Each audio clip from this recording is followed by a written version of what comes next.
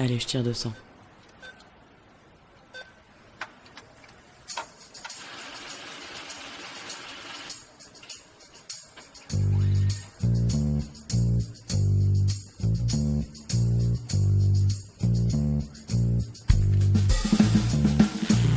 Fric, thune, Pognon. oseille, La moula. risby, Salaire. Honoraire. Prime. Pension de retraite. Livret A. héritage, Assurance vie. Impôt. Déduction. Investir. Bitcoin. Crédit. Intérêt. SCPI, Plan d'épargne action. PER. Travailler, se marier, se paxer, ou vivre en union libre, fonder une famille, épargner, acheter un appartement ou une maison. Autant d'étapes de la vie, mais aussi, trop souvent, d'occasions de s'appauvrir, voire de se faire avoir pour les femmes mal informées. Mais il n'est jamais trop tard pour se poser les bonnes questions sur sa situation financière et sur son patrimoine actuel ou à venir. Et tant qu'il en est encore temps, mettre en place des stratégies d'épargne et d'investissement pour éviter de se réveiller un jour complètement fauché, voire spolié. Bien sûr, l'argent concerne les hommes comme les femmes. Mais dans ce podcast, nous allons poser un regard spécifique de femmes, de mères, de filles sur l'argent. On ne vous racontera pas pour la énième fois l'histoire de l'émancipation économique des femmes. Vous avez déjà lu partout que les femmes ont attendu 1965 pour avoir le droit d'avoir un chéquier à leur nom. En revanche, si ce que vous raconte votre banquier vous paraît obscur ou complexe, ce podcast est fait pour vous. On ne vous conseillera jamais d'acheter tel ou tel produit financier. On ne vous promettra pas non plus que vous pourrez prendre votre retraite à 35 ans fortune faite, mais nous vous aiderons à peser le pour et le contre avant de prendre une décision qui engage vos sous. Je suis Corinne Goldberger, journaliste. Tous les 15 jours, avec Thierry Oyon, auteur de Les filles osons parler d'argent, nous répondons avec pédagogie et sans tabou aux questions que se posent les femmes de toute génération sur leur argent, avec nos expertes et nos experts. Comme le dit souvent Thierry, pensez d'abord à votre peau. Alors maintenant qu'on s'est dit tout ça, parlons cash les filles. Les petits ruisseaux font les grandes rivières. Un sou est un sou. L'argent ne pousse pas sur les arbres. L'argent ne fait pas le bonheur. Lumière, c'est pas Versailles ici. Prends soin de cette maison, un jour elle sera à toi. Moi, je me suis débrouillée toute seule, je n'ai rien demandé à personne. C'est sûr, vous avez forcément entendu l'une de ces petites phrases dans la bouche de vos parents ou de vos grands-parents. Et si vous êtes déjà parents vous-même, vous les rabâchez peut-être à vos enfants. Et sans vous en rendre compte, vous êtes en train de transmettre vos valeurs, votre rapport à l'argent à vos enfants. Et les enfants, c'est bien connu, sont des éponges qui s'imprègnent de notre vision de l'argent du travail, l'argent de l'épargne, l'argent du patrimoine. Et nous, ce qui nous intéresse ici, c'est comment faire l'éducation financière de nos enfants pour les préparer à être les adultes de demain. Et en particulier, ces femmes indépendantes qui sauront épargner, investir et prendre des décisions éclairées dans un monde financier complexe. Le sujet ne va pas de soi, car comme dans les couples, l'argent est souvent un sujet tabou dans les familles. Et les pratiques et les discours sont très différents d'une famille à l'autre. Pour parler de l'éducation financière de nos enfants, des ados, nous recevons aujourd'hui Julie Déninec et Caroline Ménager.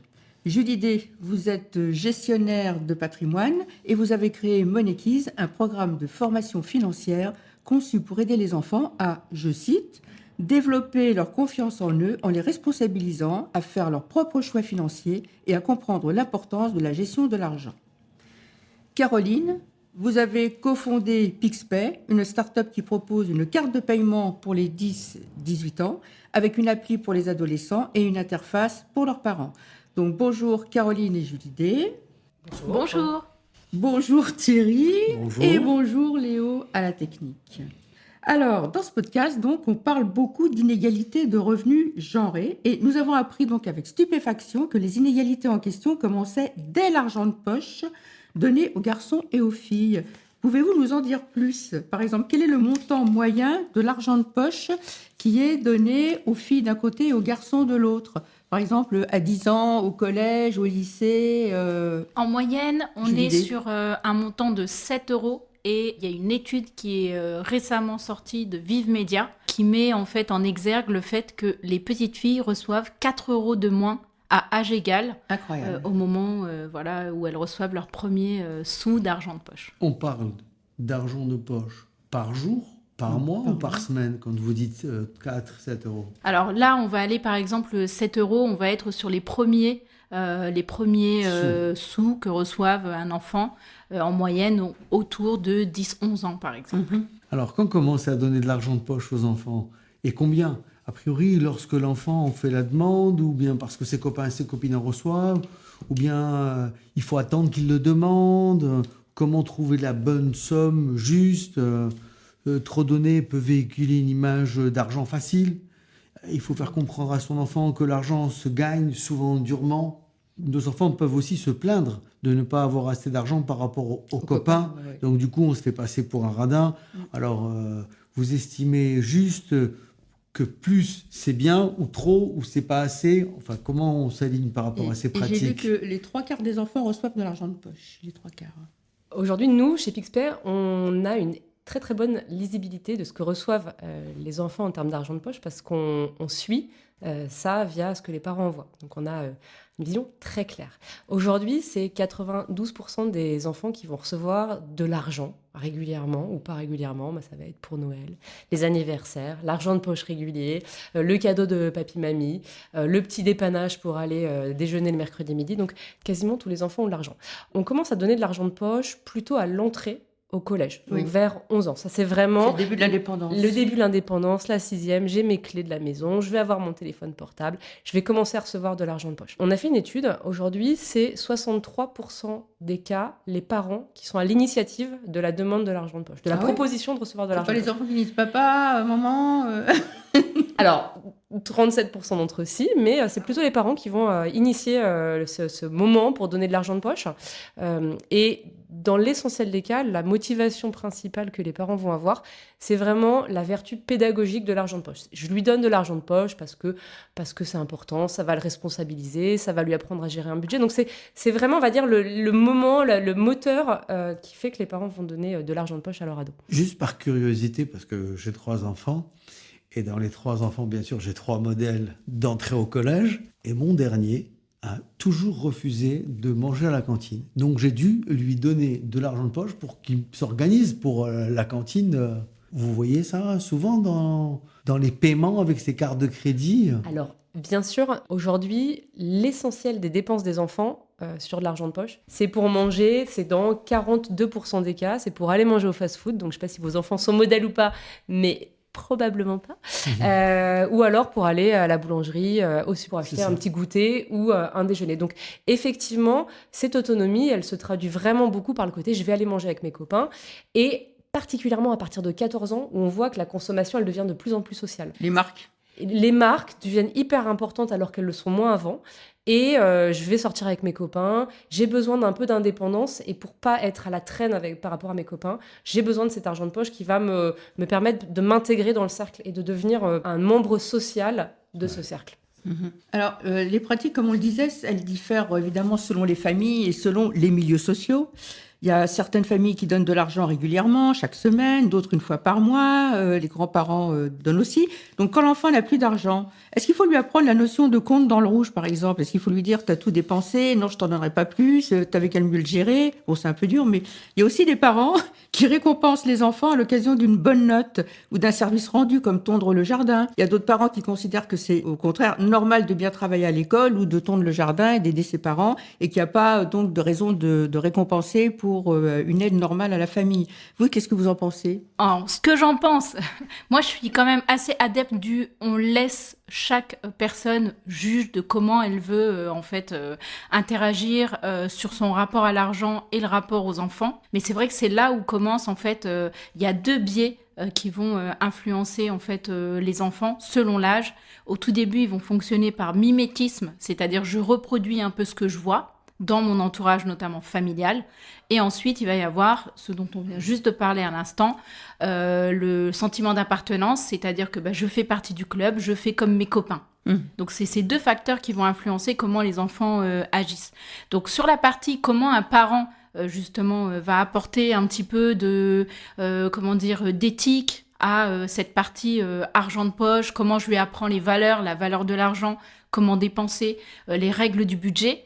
Et oui, quand on a dépensé parce qu'on n'a pas été capable de gérer entre les besoins et l'envie, à un moment, il faut expliquer que ça s'arrête. Parce que sinon, justement, ça donne cet effet de on le cueille dans les arbres, de toute façon, je demande à maman, donc elle va me donner.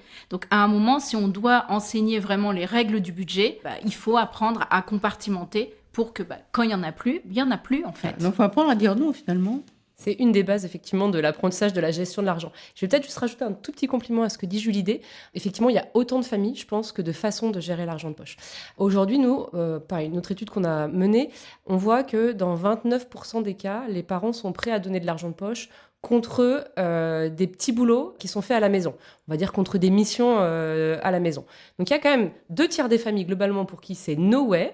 L'argent, si on travaille à la maison, c'est normal. C'est et normal ça ne d'aider mérite ses pas. parents et la famille Exactement. et de prendre sa part des tâches. Et après, il y a d'autres familles pour qui c'est juste normal, en fait, de participer contre rémunération. Alors, je te rassure, dans l'essentiel des cas, c'est plutôt pour des tâches un peu exceptionnelles, un peu plus exceptionnelles, tondre la pelouse, laver la voiture, faire du bricolage. Je pense que vider le lave-vaisselle, faire sa chambre, faire son lit, ranger sa chambre, dans l'extrême majorité des cas, on ne paye pas ses enfants pour ça. Mais c'est vrai que il y a beaucoup de familles, 1 tiers des familles, qui aiment bien cette façon de donner de l'argent de poche. Donc, il y a plein de façons différentes.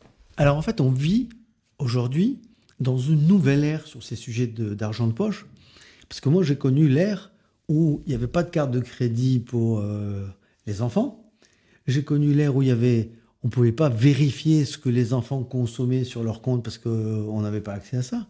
Mais j'ai connu surtout l'ère des forfaits téléphoniques dans lesquels il n'y avait pas de forfait. C'est-à-dire qu'on donnait un téléphone aux enfants, on leur disait « Bon, écoute, vas-y doucement ». Et les enfants découvraient cet outil extraordinaire et téléphonaient et on recevait des notes de téléphone extraordinaires. Alors, de toute façon, c'est très clair, tu as raison, les enfants font leurs propres erreurs. Ce qu'il faut aussi, c'est que les erreurs, elles soient un peu cadrées. C'est que on a entendu parler de cas d'enfants dont les parents avaient prêté leur carte de paiement, qui ont acheté sur des jeux mobiles, qui ne se sont pas rendus compte de ce qu'ils sont dépensés. Ça, effectivement, c'est dramatique, c'est anxiogène pour tout le monde. C'est vrai qu'aujourd'hui, les outils type PixPay qui existent, ils permettent de cadrer, de limiter. Quand il n'y en a plus, il y en a plus. C'est exactement ce que disait Julie D. Pas pouvoir dépenser plus parce que c'est la carte de l'enfant et que la carte de l'enfant, c'est pas un puissant fond et qu'elle peut pas être à découvert. Donc c'est vrai que je pense qu'il y a vraiment des outils qui permettent de donner de la liberté à l'ado, mais en toute sécurité avec un vrai cadre autour qui va être très rassurant et pour le parent et aussi pour l'enfant qui parfois est un peu angoissé de se dire j'ai le droit, j'ai pas le droit. C'est important qu'il ait un cadre qui soit clair et dans lequel il va pouvoir lui s'épanouir. Justement, je voulais rebondir sur ce sujet-là. En fait, on le disait tout à l'heure, dans toutes les familles, il y a une relation à l'argent qui est complètement différente d'une famille à l'autre. Absolument. Par expérience, j'ai vu dans les familles le père qui suivait les dépenses sur son téléphone du compte des enfants et qui intervenait en disant « Ah, qu'est-ce que c'est que cette dépense et qu'est-ce que c'est que ci et qu'est-ce que c'est que C'est là ?» toi, ça? Non. Non, moi j'ai une relation de grande confiance avec mes enfants.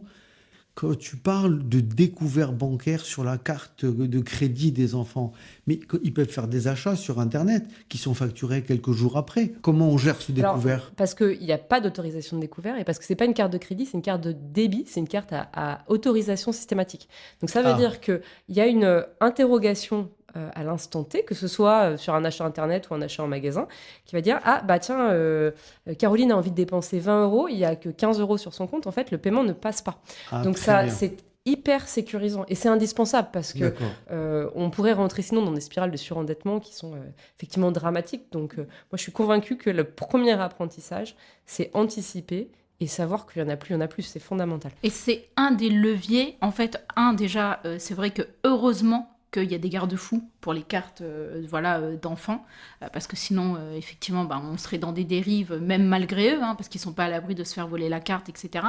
Et c'est un des sujets qu'il faut vraiment traiter, notamment donc, tout ce qui est par l'éducation, la partie surendettement, et ne pas dépenser plus que ce que j'ai. Et souvent, en fait, il y a des parents, moi j'avais des clients en banque privée qui me disaient il a Courchevel, donc je vais lui faire un virement, refusez pas sa carte, bloquez pas sa carte. Et c'est vrai que en fait, l'apprentissage du découvert ou du il y en a plus quand il y en a plus, avec une carte en fait à autorisation systématique, la problématique n'existe pas parce qu'il ne peut pas faire matériellement l'opération, mais par contre, il faut aussi lui expliquer la pédagogie derrière. C'est-à-dire que à l'âge adulte, tu ne dépenseras pas plus que ce que tu gagnes.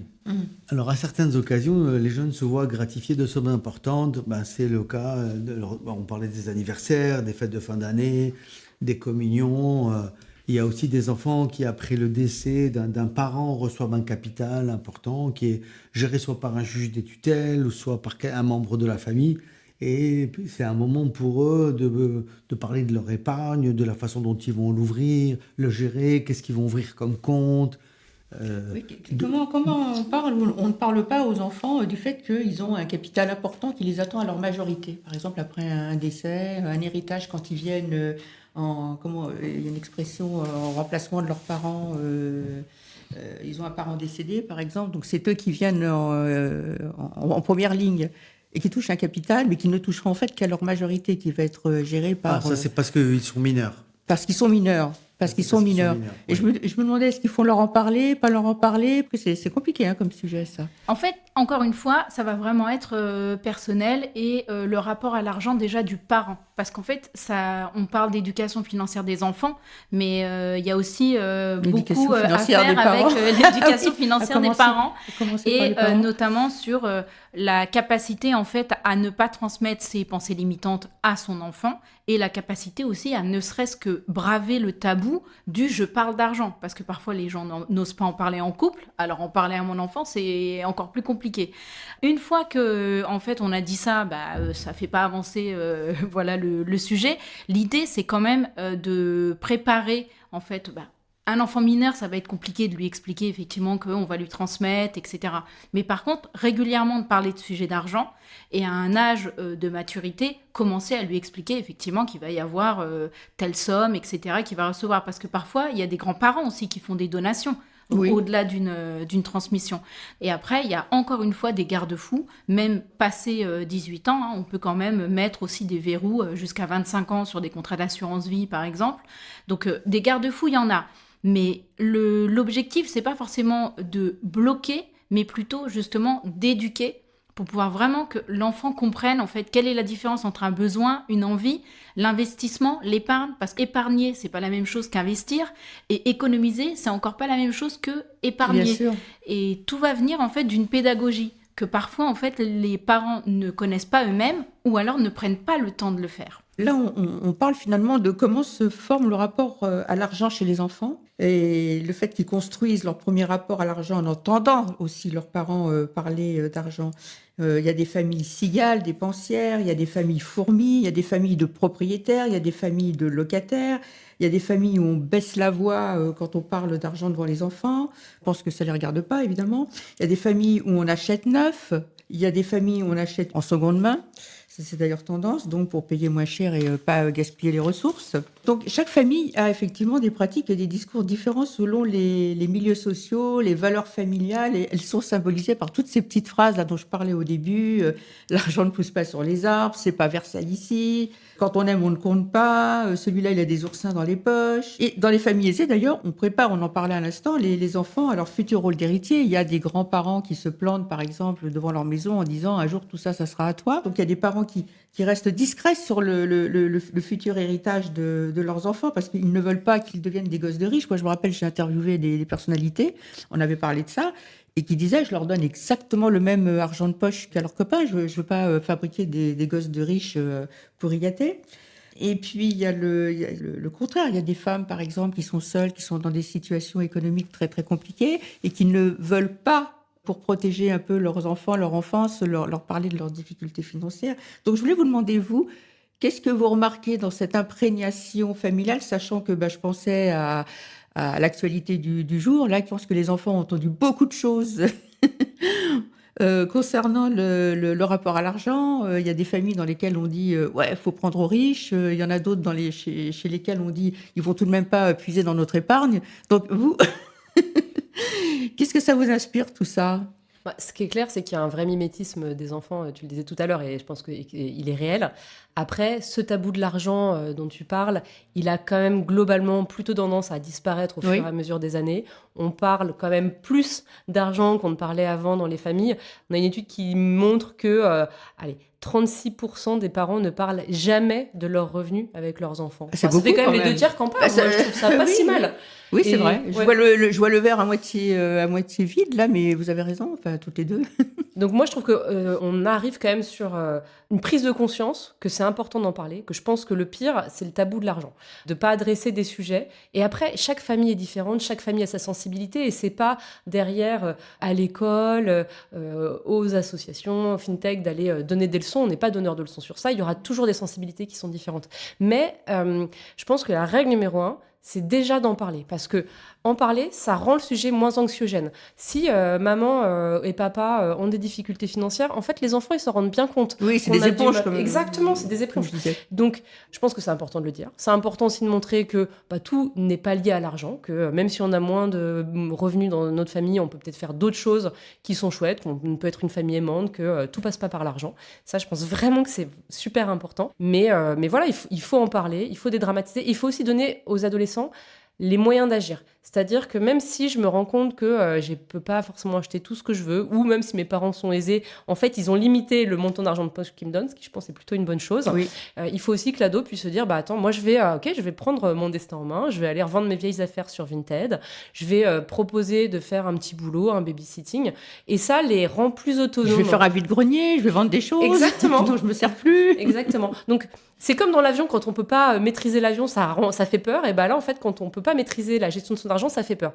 Et en fait, il y a des trucs tout simples pour que les ados puissent gagner plus et faire plus de choses et devenir plus autonomes. Mhm. Je suis complètement d'accord avec ça, Caroline. Donc, le tabou, effectivement, à lever avec des discussions où on va aborder des sujets, mais vraiment basiques. Ça, je suis complètement alignée avec ça. Expliquer aussi à l'enfant que, en fait, quand je parle de pensée limitante, typiquement, parfois, il y a certains parents qui vont dire « Ah non, ça, on peut pas se le permettre ». Cette phrase, elle peut facilement être transformée. C'est « Attends, on va se poser et on va voir comment on peut se le permettre ». Et ça va commencer à déclencher des mécanismes justement de « Est-ce que je mets en place un système d'économie qui vont me permettre d'acheter quelque chose de plus grand parce que c'est vraiment celui-là que je veux et c'est une envie ». Et dans un budget, il y a la part faite aux envies. Il y a pas dans un budget, il n'y a pas que le besoin. Et c'est bien aussi de leur expliquer que une envie, elle peut être... ils sont dans une ère où aujourd'hui, la dopamine sur les jeux, c'est constamment, en fait, c'est des déclencheurs de dopamine. Et l'achat, on le sait, il y a des acheteurs compulsifs, c'est pareil, ça déclenche la dopamine. Donc, les faire, en fait, juste réfléchir, tu le veux vraiment? Ok. Dans ton budget, il n'y a pas. Donc, on va attendre et on va temporiser. Et à un moment, il va avoir assez d'argent pour pouvoir aller acheter son cadeau. Et en plus, la dopamine déclenchée, elle va être d'autant plus bénéfique, puisque du coup, ça sera mérité, attendu, souhaité, organisé. Et c'est toutes ces petites choses-là, en fait, qu'en tant que parent, il faut vraiment parfois s'écouter et dire « J'arrête de dire on peut pas se le permettre, j'arrête de dire non, ça on peut pas », et vraiment changer ces petites phrases. J'entends vos discours très raisonnables. C'est la rentrée, ils veulent acheter des vêtements, on doit acheter des chaussures, on doit acheter des cartables, on doit acheter un certain nombre de choses. Mais ils vont pas aller se diriger vers ceux que les parents voudraient bien pouvoir leur acheter, mais plutôt des choses qui sont forcément un peu plus chères parce que c'est des marques. Puisque vous parlez de permettre de ne pas les enfermer dans des pensées limitantes, et puis dans des familles, il y a des budgets, il faut respecter ces budgets. Comment vous arrivez à calmer ces envies qui sont des fois des envies qui sont plus que pressantes, Moi, j'en ai deux, donc souvent, ils arrivent. En plus, ils sont... c'est très rigolo parce que moi, ils ont vécu la banque, l'argent, déjà à l'intérieur de mon ventre. Donc, c'est très rigolo la posture qu'ils prennent, notamment quand ils me parlent d'horizon, et etc., long terme, court terme, maman. Je rigole souvent, mais l'approche de la manière dont ils consomment est très différente de la manière dont on consommait nous. Et ils savent très bien se mettre des objectifs parce que je les observe dans leur rapport à l'argent. Moi, des fois, il y a des petits calculs qui sont faits. Moi, une fois, il m'avait calculé, il m'a dit, alors bon, j'ai 11 ans, ça veut dire que j'ai eu à peu près 10 Noël et 11 anniversaires. Du coup, en moyenne, pas 20 € par tata et tonton, ça fait à peu près ça. Du coup, tu peux me montrer mon compte en banque?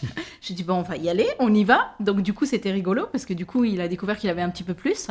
Et il m'a dit, ah d'accord, ok. Donc, du coup, si je rajoute, etc. Maintenant, ils arrivent, en fait, ils consomment aussi d'une autre manière. Parce que faut pas oublier que les enfants, aujourd'hui, avec les jeux vidéo, etc., ils ont l'habitude de faire des budgets. Parce que, prenez là, on ne va pas en citer là des jeux. Ils ont des points. Ils ont des points, ils ont de l'argent pour Absolument. pouvoir après s'acheter des choses, etc. Et ils choisissent ce qu'ils veulent. Donc ils sont capables de faire des budgets pour se dire je veux ça et pas forcément tout le temps je veux ça et ça et ça et ça. Moi j'ai ma fille par exemple 13 ans, je sais que typiquement même par rapport à la mode, elle n'est pas forcément attirée que par les marques. Par contre, quand elle veut quelque chose et que c'est une marque, elle va pas non plus complètement se jeter sur 15 survêtements de cette même marque à 90 € le survêtement ou voire 120 aujourd'hui. Et j'ai observé ses copines, parce que du coup, les cobayes, moi, c'est les copains, les copines, mes enfants. Et les copines, c'est pareil, en fait. Il n'y a pas cette... moi, à mon époque, typiquement, on était vraiment caractérisés par la marque qu'on portait. Hein. Il y avait des jeans, il fallait absolument avoir ce jean-là. Aujourd'hui, c'est très différent. Ou alors, c'est extrêmement cher. Et on va arriver sur des articles de luxe, où là, on s'est complètement décorrélé de leur âge, hein. Mais moi, j'ai déjà vu dans des établissements scolaires de certains quartiers parisiens ou alors en banlieue, avec des sacs de luxe, par exemple. Donc, tout ça, en fait, la consommation est complètement différente et il marche par mimétisme plutôt que par « je veux absolument tout avoir de la marque un tel. » Et ça, par contre, Caroline, qui voit les cartes bleues, elle va pouvoir nous confirmer ou pas. Peut-être juste un complément par rapport à ce que Julie dit. Moi, je pense qu'il y a un élément qui est important aussi, c'est de prendre le temps, tous les ans, d'avoir une discussion entre les parents et les enfants sur à quoi ça sert l'argent de poche que je te donne, qu'est-ce que toi tu vas acheter avec ça, et qu'est-ce que moi je vais t'acheter. Et je trouve que c'est aussi important de mettre des règles qui sont claires pour qu'on puisse dire ça, moi je vais te le prendre en compte, je vais te le prendre en charge. Et en revanche, si tu as envie de plus, si je te paye, je sais pas, 2 paires de chaussures par an, tel budget, si tu veux aller sur plus, sur des chaussures qui sont plus chères, bah, tu vas mettre le complément. Et l'ado va anticiper parce que les règles auront été claires et qui va pouvoir se projeter, mettre de l'argent de côté. Et je rejoins Julie, il y a vraiment un côté, ils sont capables de prévoyance, ils sont capables d'anticiper, ils sont capables de faire des choix. Mais encore faut-il que les règles soient claires. Donc moi, vraiment, gros conseil, c'est ayez une fois par an une discussion avec votre ado sur le montant d'argent de poche qui est donné, à quoi ça sert. Et puis tous les ans, à la rentrée, c'est aussi l'occasion de nouvelles habitudes. Peut-être que ton ado déjeunait à la maison le mercredi, maintenant il veut sortir avec des copains. On adapte le budget, pas tout le temps. Il ne faut pas non plus que ce soit une pression constante, mais voilà, qu'on mette le sujet sur la table de temps en temps. À quel âge les enfants comprennent-ils que maman et papa travaillent pour gagner leur vie, acheter des choses, acheter à manger? Et à quel moment les enfants comprennent la notion de compte en banque? Ils voient papa et maman tirer du cash au distributeur et se disent parfois que tu n'as plus d'argent, on vient de s'en acheter, va au distributeur finalement. Les enfants ils se rendent compte du niveau de vie des parents et globalement que les parents soient divorcés, mère isolée ou les parents sont en couple, je veux dire, ils sont tout à fait conscients de ça, quoi. La notion de compte en banque, elle arrive assez vite parce qu'ils comprennent que on utilise la carte. Ils voient les parents. Hein. Moi, j'avais une amie qui me disait, en fait, elle veut absolument faire le sans contact. Et je lui ai dit, mais elle a quel âge ta fille? Elle m'a dit 2 ans. Donc, ils comprennent. La notion, par contre, de vraiment banque, etc., ça va arriver un peu plus tard. Aux alentours de 8-9 ans, ils arrivent à comprendre. Alors, ils comprennent d'où vient l'argent. Papa travaille, reçoit l'argent. Je leur pose souvent la question dans les ateliers en disant est-ce que vous voyez vos parents cueillir dans les arbres tous les mois en fait des billets? Ah non, ça arrive, c'est le patron de maman, c'est le patron de maman qui envoie l'argent. J'ai dit mais il envoie l'argent où? Dans un colis dans votre boîte aux lettres? Non, à la banque. Et après maman peut les retirer avec sa carte. Donc ils comprennent.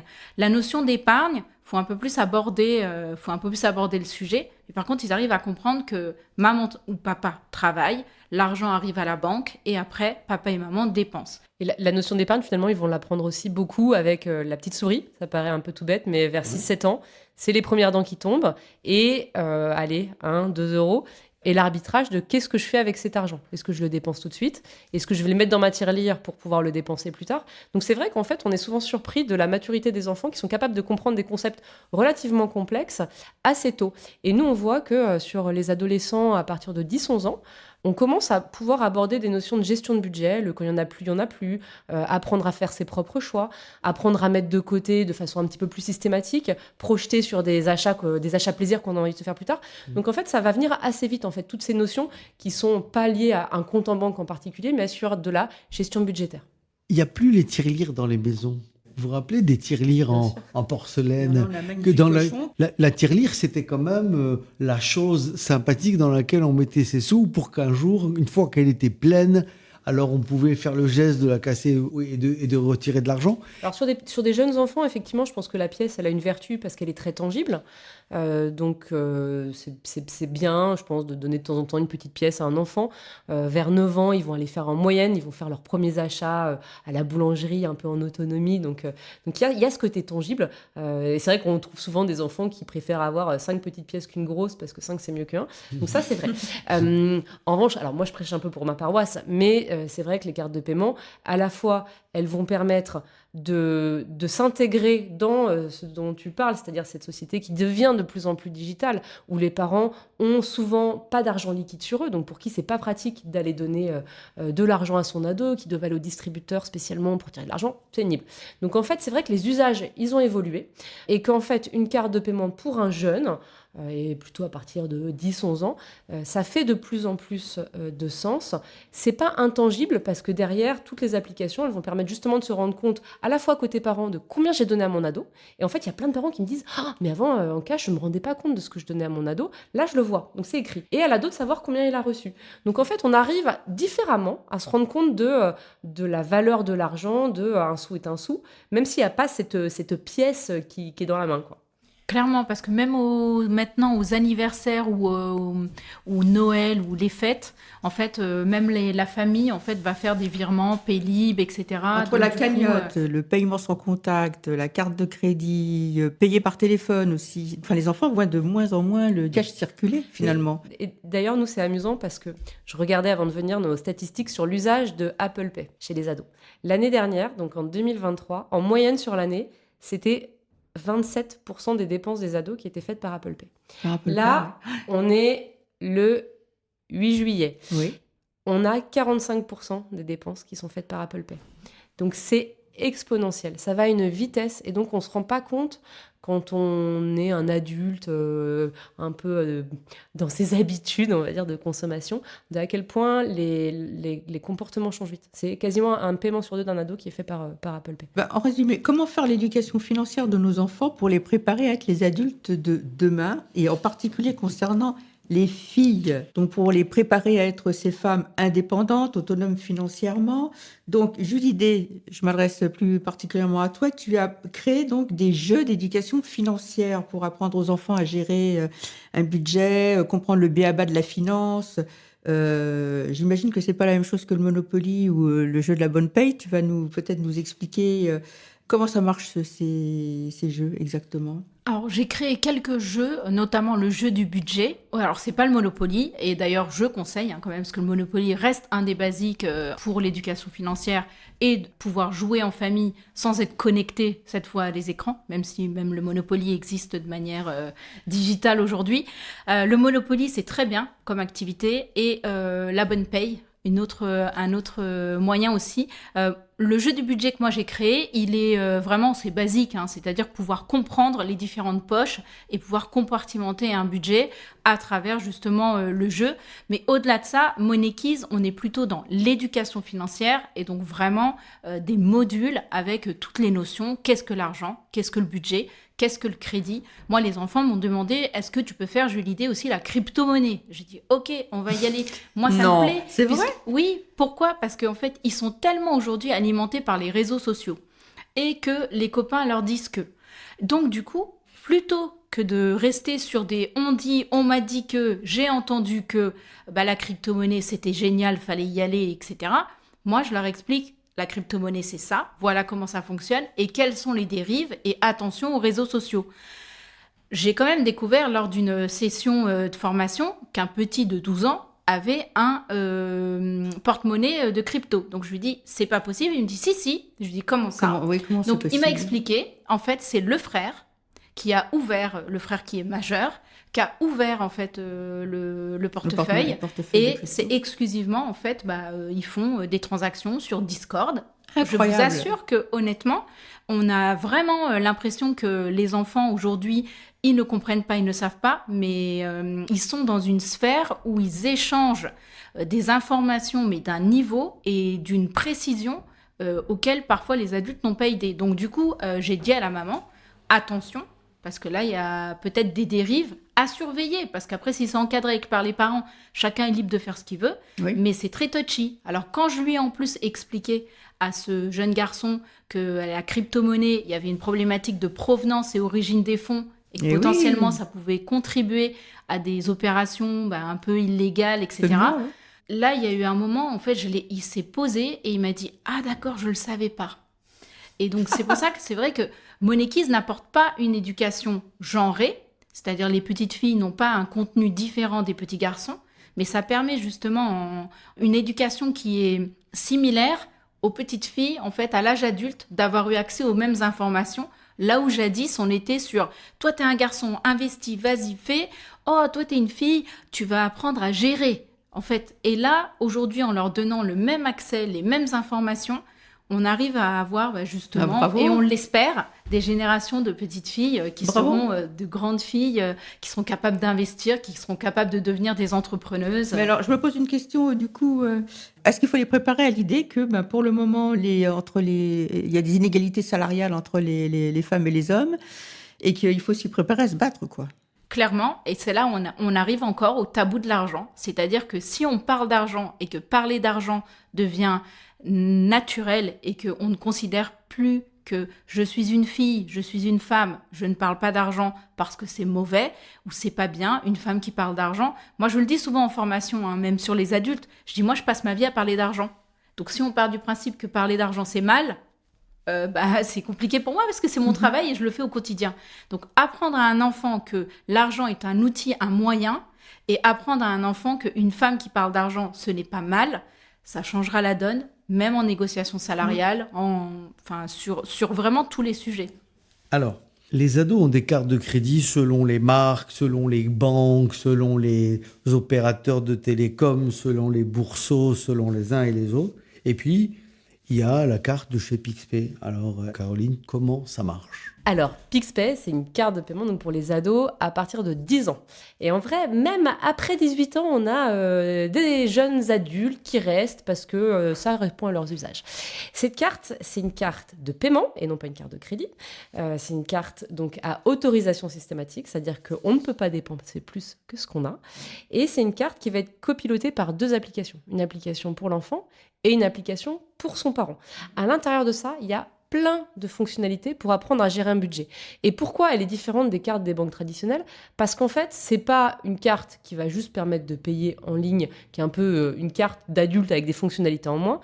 C'est une carte et des outils d'éducation financière qu'on a vraiment pensé pour les usages des familles, qui sont assez différents en fait. Par exemple, je parlais tout à l'heure de rémunérer son ado pour des missions qu'il va faire à la maison. Dans l'app, l'ado va pouvoir proposer des missions à son parent, le parent accepte, oui, non, va le faire. L'ado va aussi pouvoir apprendre à mettre de l'argent de côté. Donc, il va créer des petites cagnottes projets. Donc, il a à la fois l'argent qu'il peut dépenser, qui est sur sa carte, puis l'argent qu'il n'a pas envie de dépenser. Donc, il va dire, tiens, je voudrais m'acheter un nouveau vélo. Donc, il va créer une cagnotte et il va pouvoir mettre des méthodes d'épargne automatiques qui vont lui permettre de mettre de l'argent automatiquement de côté. Par exemple, il peut dire, je vais faire l'arrondi sur mes dépenses. À chaque fois que je dépense quelque chose, l'arrondi à l'euro supérieur, pam, il va automatiquement de côté. Il y a plein de choses comme ça qui sont des bonnes pratiques et qui montrent qu'en fait, apprendre à gérer un budget, c'est pas des gros mots, c'est pas forcément des trucs compliqués. C'est des usages, exactement ce que disait Julie Day tout à l'heure. C'est des habitudes qu'on va prendre et qui, à un moment, vont devenir des automatismes et sur lesquels on va plus se poser de questions. Autre exemple, l'adolescent, avec sa carte Pixpay, va pouvoir faire des micro-dons à des associations. Ça apparaît un peu tout bête, mais en fait, aujourd'hui, seulement 8% des adultes donnent régulièrement à des assos. Moi, je pense que ça fait partie aussi d'un devoir de citoyen. Pas forcément de le faire, mais en tout cas de se poser la question de le faire. Et donc, dans Pixpay, on peut le faire.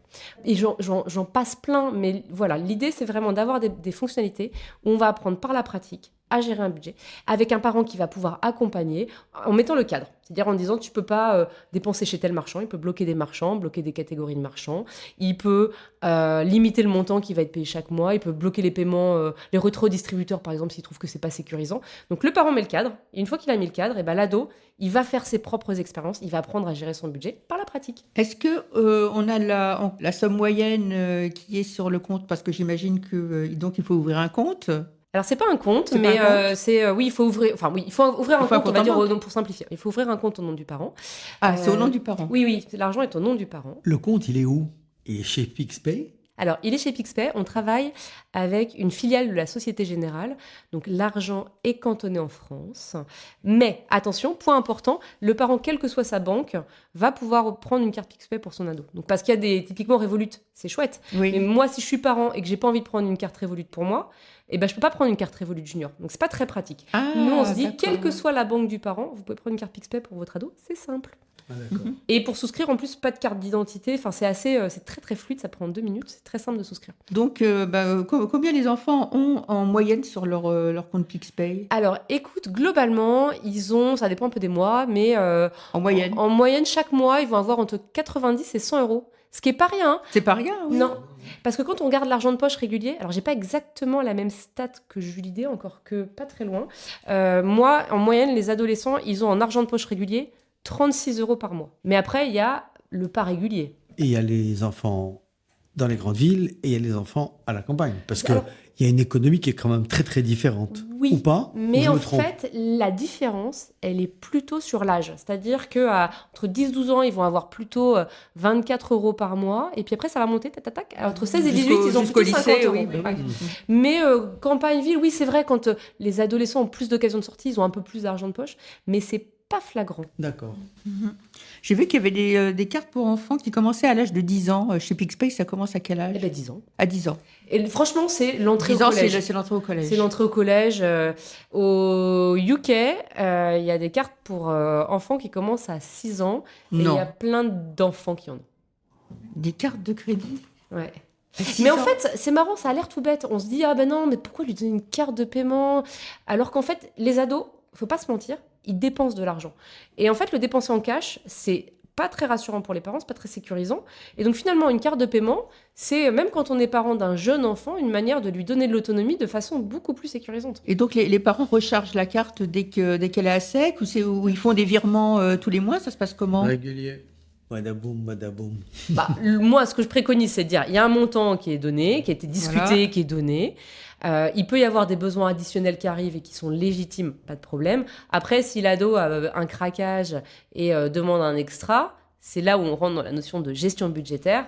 En fait, on ne dit pas non. On dit oui, mais tu vas t'organiser pour le faire. Et donc là, tu peux pas, mais plus tard, tu pourras.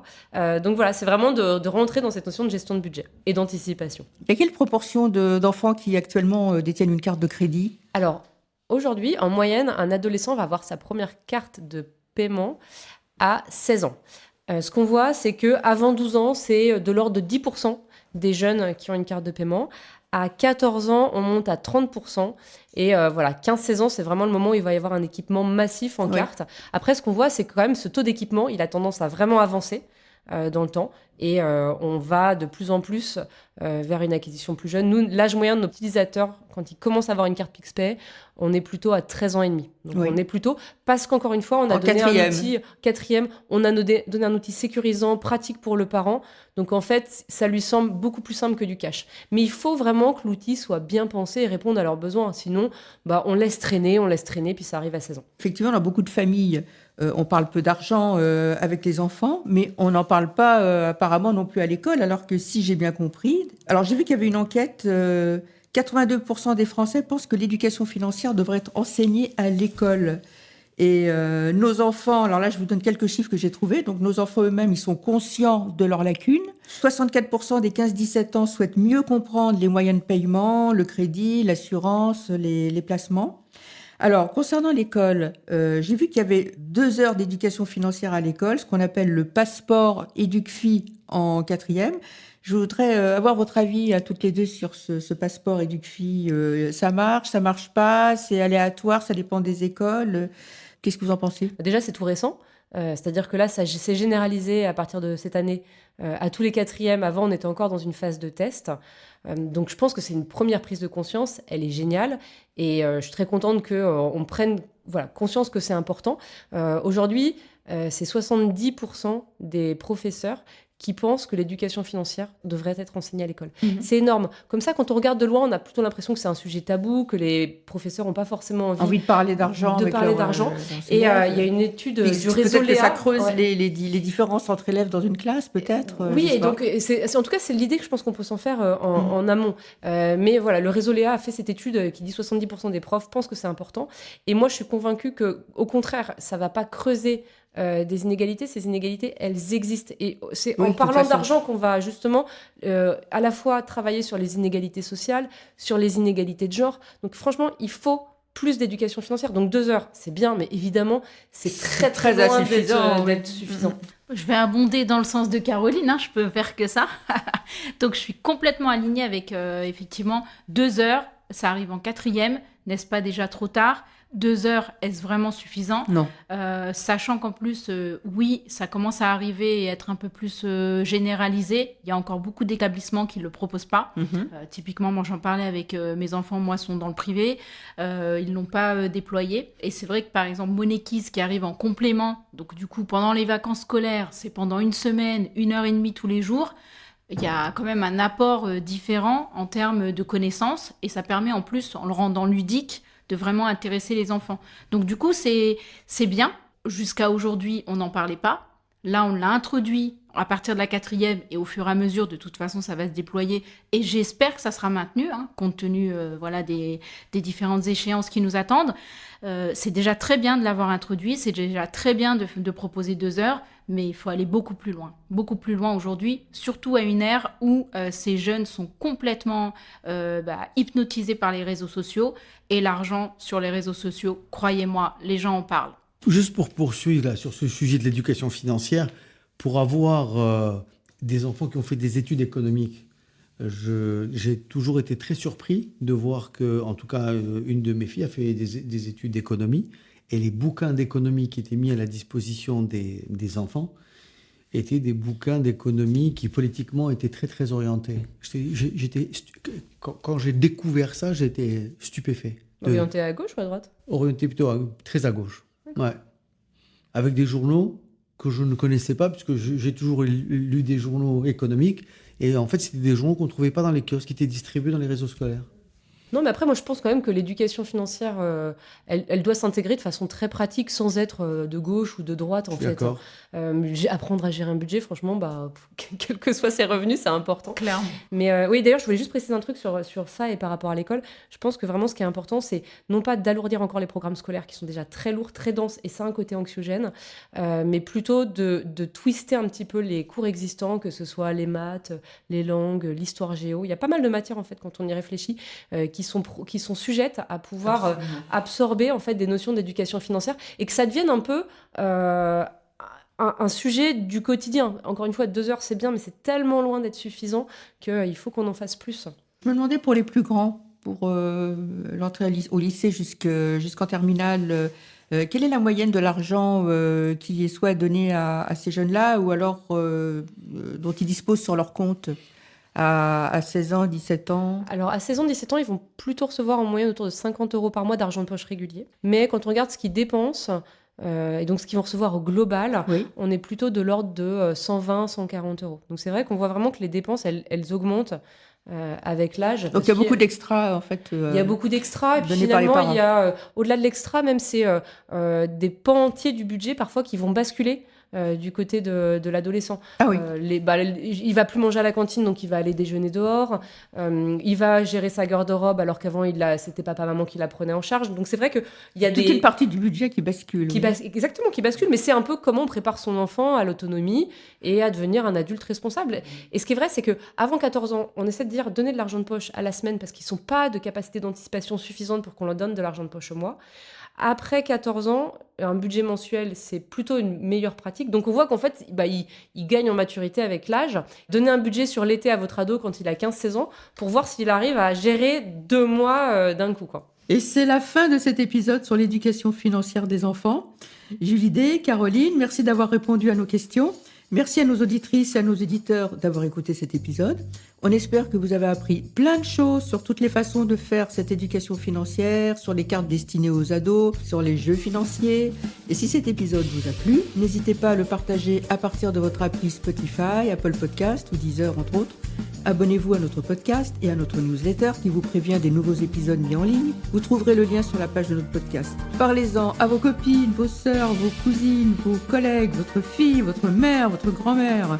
N'hésitez pas à nous laisser des commentaires et des étoiles sur Apple Podcast et Spotify. Vous pouvez aussi retrouver les conseils de Thierry dans les livres qu'il a coécrits. Les filles osons parler argent chez Duno et aussi l'argent au féminin aux éditions Ellipse. Vous pouvez également nous contacter via LinkedIn et par notre compte Instagram Argent Parlons Cash les filles. Et on vous dit à bientôt pour un nouvel épisode.